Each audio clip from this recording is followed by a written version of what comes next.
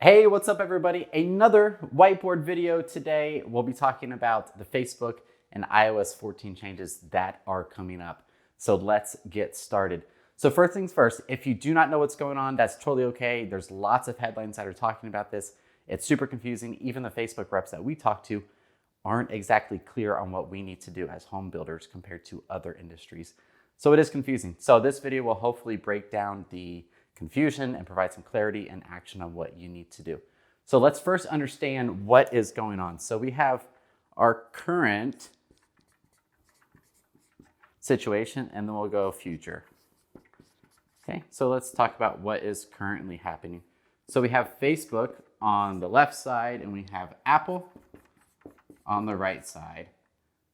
And right now the data between the two, so if I click an ad on Facebook, the data that is sent from my device, my iPhone, over to Facebook and all the websites I browse goes back and forth. Super cool. We can get all this data and have amazing ads and targeting. Awesome. After, we still have Facebook, we still have Apple. Okay, there'll be the upgrade or the new version of iOS 14. There's still going to be this data flow with the Facebook Pixel, but it's going to be changed a little bit.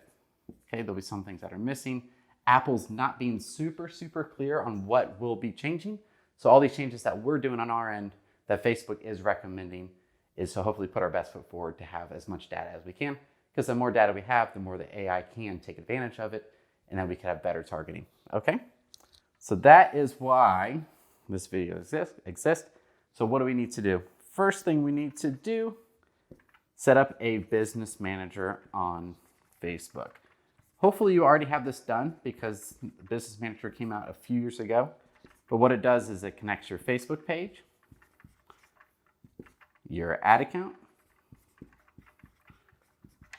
your pixel, and any other Facebook assets that you have. And it puts them underneath one roof. Let's draw a nice pretty house. Look, here's some windows or a face or something. I'm not really too sure. And then Facebook knows, okay, all of these here belong to this person, okay? So they know who has ownership of everything.